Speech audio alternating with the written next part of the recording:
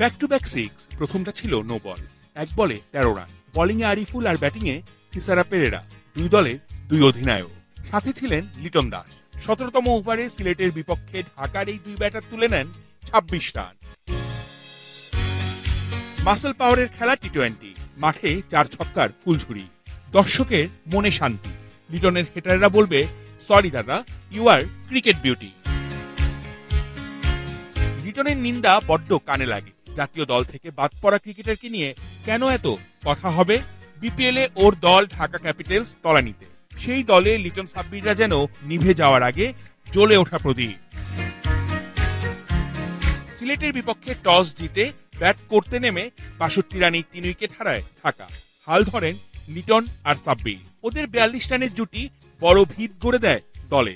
পরে বাকি কাজটা সারেন লিটন আর থিসারা পেরেরা। দারুণ শর্ট সিলেকশনে বোলারদের করেন তুলোধুনা। একের পর এক বল বাউন্ডারি ছাড়া। লিটন খেলেন 48 বলে 70 রানের দারুণ একটা ইনিংস। ক্যাপ্টেন স্নক পেরেরার ব্যাটে 17 বলে 37। ঢাকার স্কোরবোর্ডে 6 উইকেট হারিয়ে 196 রানের পুঁজি। 200 ছুঁই ছুঁই স্কোরে জবাব দেওয়ার কঠিন কাজটা প্রায় সহজ করে ফেলেছিলেন সিলেটের রনি তালুকদার। 44 বলে 64 রানের ইনিংস হার্টবিট বাড়িয়ে তোলে ঢাকার মালিক পক্ষের।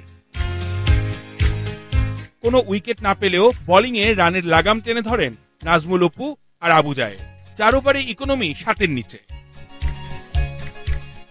অফ ফর্মে থাকা মোস্তাফিজ 2টা উইকেট পেয়েছেন। শেষ ওভারে আটকে দিয়েছেন সিলেটকে। ওরা থামে 190 রানে 7 উইকেট হারিয়ে। 6 রানে জিত ঢাকা ক্যাপিটালসের।